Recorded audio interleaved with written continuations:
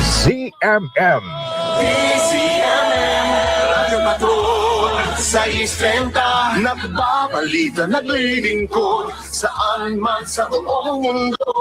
DZMM, Radyo Patrol, sa istrenta, tapat at totoo, naglilingkod sa'yo.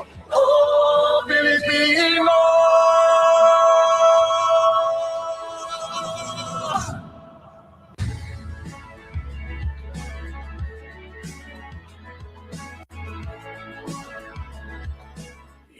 Sa DZMM. Catholic Mass Media Awards Hall of Fame awardee at 20th KBP Golden Dove Awards Best Radio Drama Program. Maalaala mo kaya sa DZMM? Dave, ano nangyari kay Harold?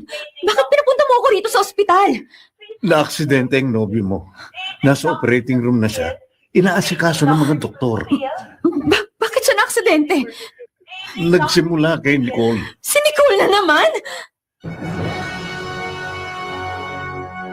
Napakinggan ninyo ang isang tagpo sa kwentong inyong susubaybayan sa linggong ito. At ngayon, si Miss Charo Santos.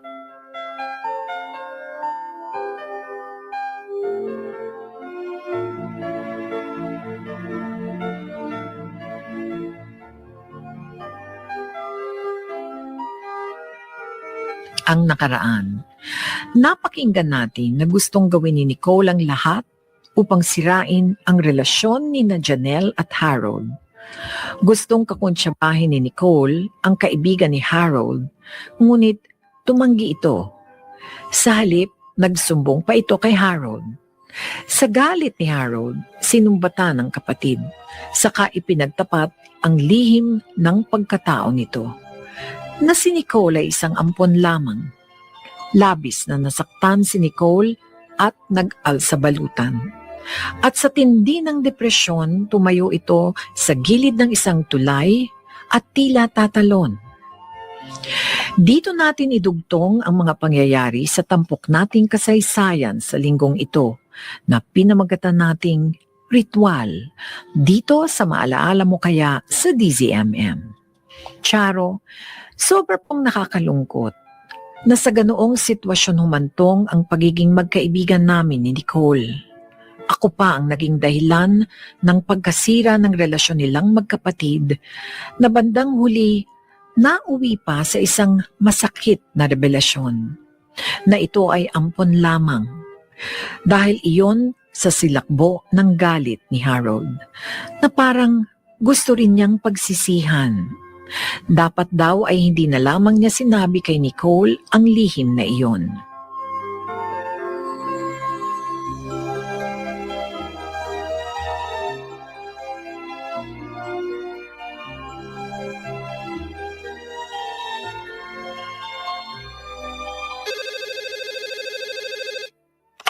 Hello?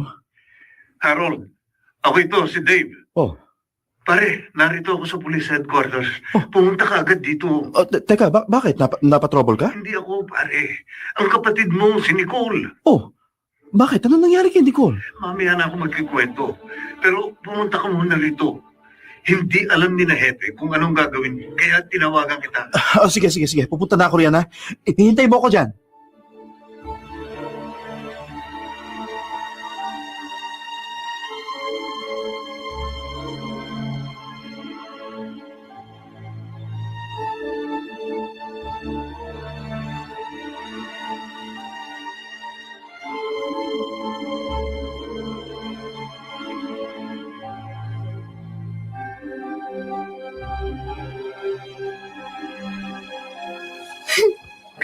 Pakawalan niyo na ako rito. Hindi naman ako kriminal eh. Hindi naman ako magpapakamatay kanina. Gusto ko lang lumipad. Pakawalan niyo na ako rito, ano ba? Yan yung bunsong anak ng napatay na mga. Oo, Epe. Siya nga. Sayang na bata. Bakit nagkaganyan? Hindi ka na lamang kaya sa biglang pagkamatay ng kanyang ama? Siguro. Sabi mo, tinawagan mo na ang kuya niya. Tinawagan ko na, Hepe. Tiyak kong papunta na dito si Harold. Siya ang bahalang magdesisyon kung anong nararapat gawin sa kapatid niya.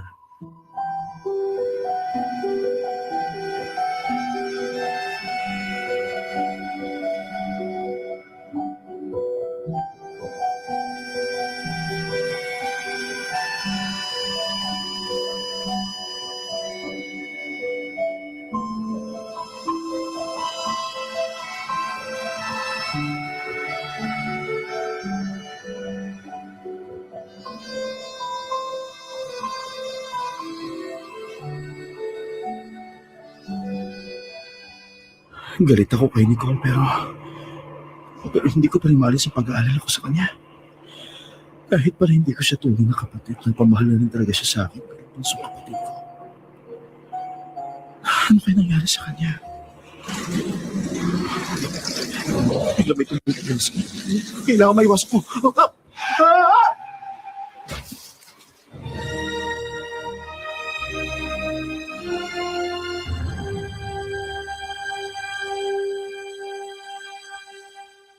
Magbabalik ang Maalaala Mo Kaya sa DZMM. Charo Santos Concio sa MMK, sa DZMM at DZMM Teleradyo.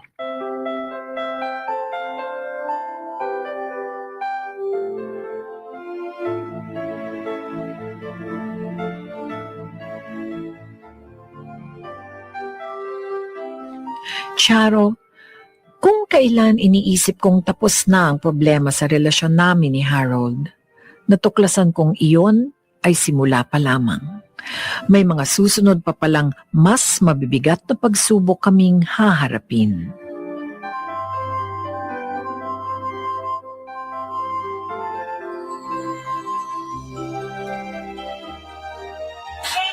Dave, ano nangyari kay Harold? Bakit pinapunta mo ako rito sa ospital? Na-aksidente ang nobyo mo. Nasa operating room na siya. Inaasikaso ng mga doktor. Bakit siya na-aksidente? Nagsimula kay Nicole. Si Nicole na naman? Nakita ko kasi si Nicole habang nakatayo sa barandila ng tulay malapit sa munisipyo. Mukhang tatalon siya. At nagkakagulo mga tao. Buti na lang nasunggaban siya ng isa sa rescue team na dumating. Tapos, Dinala muna si Nicole sa police headquarters dahil walang facility ang rescue team dito sa bayan natin. Pagdating doon sa police headquarters, nagsisigaw at nag-iiyak si Nicole. ano bang ibig mong sabihin? Nawala na si Nicole sa sarili niya. Nasiraan na siya ng bait Ano? at tinawagan ko nga si Harold. Sa pagmamadali siguro ng nobyo mo, ayun, na-aksidente. Sabi ng mga nakakita, may iniwasan daw tricycle si Harold. Kaya bumaliktad ang kotse, papunta sa mababaw na bangin sa gilid ng kalsada. Kumusta na siya? Ligtas na si Harold. Ang problema nga, nakita ko duguan ang kanyang mga paa.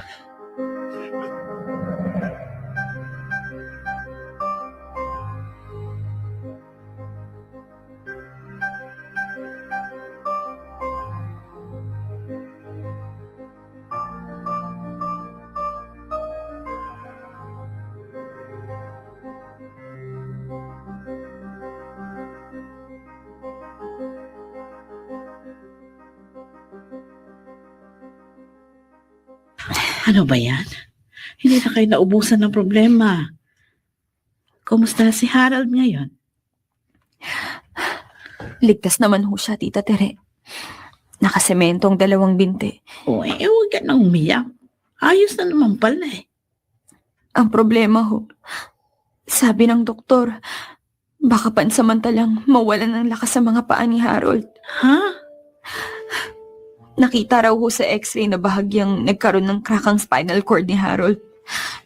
Oobserbahan pa raw ho siya. Ang alam ko nakakalumpuro talaga kapag nagkaroon ng diferensya ang spinal cord ng tao. O grabe raw ba? Hindi pa ho masabi ng mga doktor eh. Aba, problema yan. Kung sakali, kaya mo bang magpakasal sa isang lumpo?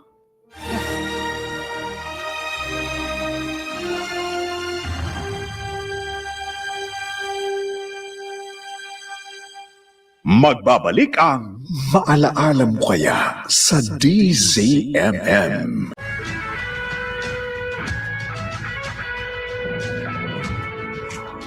Maalaala Mo Kaya sa DZMM at DZMM Teleradyo.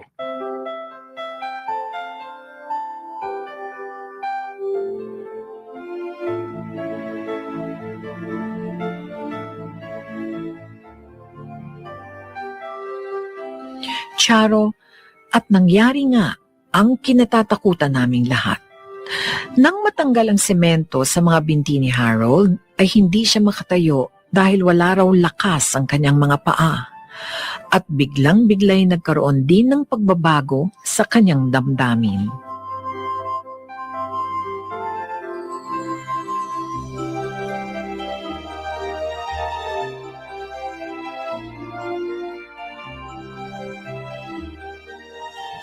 Sige, Dave.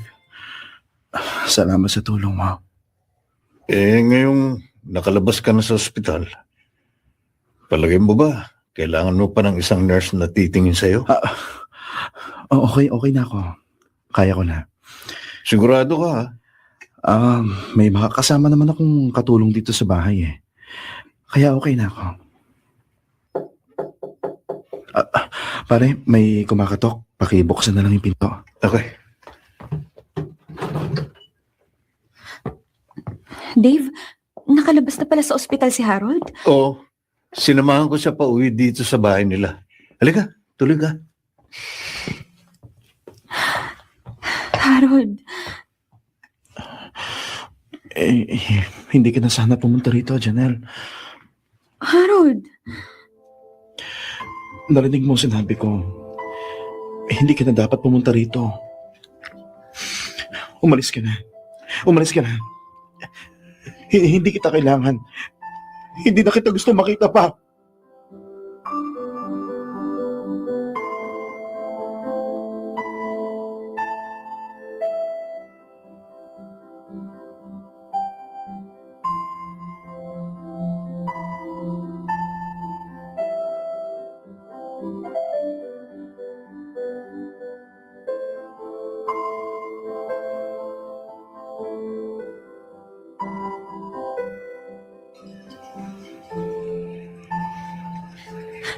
hindi ko maintindihan, Dave. Bakit bigla siyang nagalit sa akin? Ano bang kasalanan ko? May mali ba akong nagawa? Janelle, may pinagdaraanan ng boyfriend mo. Ikaw na ang bahalang umunawa sa kanya. Wala akong maisip na dahilan para ipagtabuyan at pagsisigawan niya ako. Punong-puno ng problema si Harold. At ganun daw naman talaga, di ba? Yung mga mahal natin sa buhay, ang napagbubunto na natin ang init ng ulo pag nape-pressure tayo. Bakit siya mape-pressure? Alam mo ang kanyang mga pinagdaanan. Mula pa sa pagkakaambo sa daddy niya, tapos si Nicole. Ayun, tuluyan ng nabaliw. Akong pinakiusapan niyang ipa-confine nito sa mental hospital. Girlfriend niya ako, Dave. Bakit pakiramdam ko gusto niya akong i-itsapwera sa buhay niya? Kung may gustong dumamay sa kanya, ako yun. Ako yun dahil mahal ko siya. Yun na lang ang gawin mo, Janelle. Pinanghihinaan siguro ng loob si Harold. Kaya ipakita mo sa kanya na karamay ka niya kahit ano pang mangyari.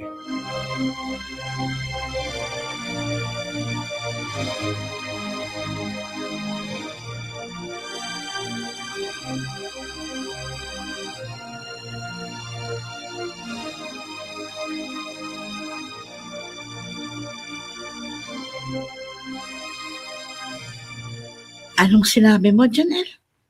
Nag-leave ka sa trabaho mo para maalagaan mo si Harold? Opo, Tita Tere. Kasi hindi naman siya maaasikaso ng gusto ng katulong na kasama niya sa bahay. May mga bagay pong hindi kayang gawin ng katulong sa kanyang amo. Gaya ng ano? Halimbawa po, yung pagsi-CR ni Harold. Siyempre ho, mangingimi si Manang na samahan sa comfort room ang amo niya. At hugasan. Kaya mong gawin yun? Wala po kung hindi kayang gawin para sa nobyo ko. Pero Ayaw na nga niya sa'yo, hindi ba? Ikaw na rin ang nagsabi. Ilang beses ka na niyang pinagtabuyan kapag dinadalaw mo siya. Hindi po ako susuko. Hanggat kaya ko, hindi ko isusuko. Hindi ko isusuko basta-basta ang pag-ibig namin.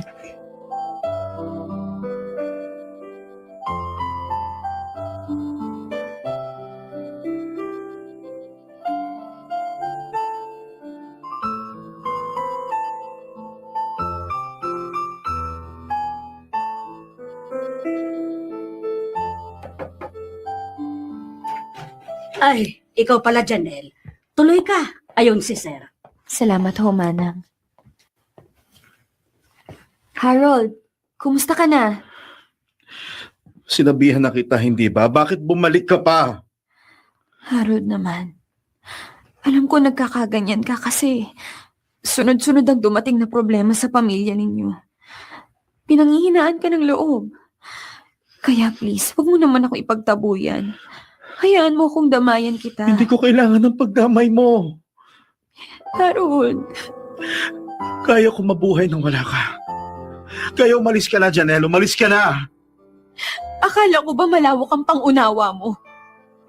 Akala ko ba bukas ang isip mo sa mga pagsubok na dumarating sa buhay mo? Bakit ngayon nagkakaganyan ka? Isa na akong inutil. Hindi mo ba nakikita? Wala na akong silbi. Inutil na ako! Inutil na ako!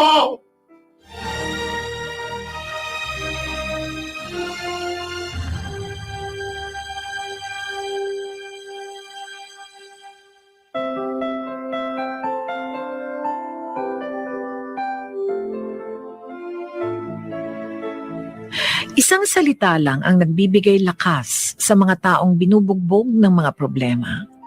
Pag-asa. Kapag ito ang nawala, di na nanaisin ni numan na mabuhay pa. Huwag kaliligtaang pakinggan ng susunod pang pangyayari sa tampok nating kasaysayan sa linggong ito na pinamagatang ritual dito sa Maalaala Mo Kaya sa DZMM. Ito po si Charo Santos. Magandang hapon po mga kapamilya. Si Charo Santos Concio sa MMK, sa DZMM at DZMM Teleradyo.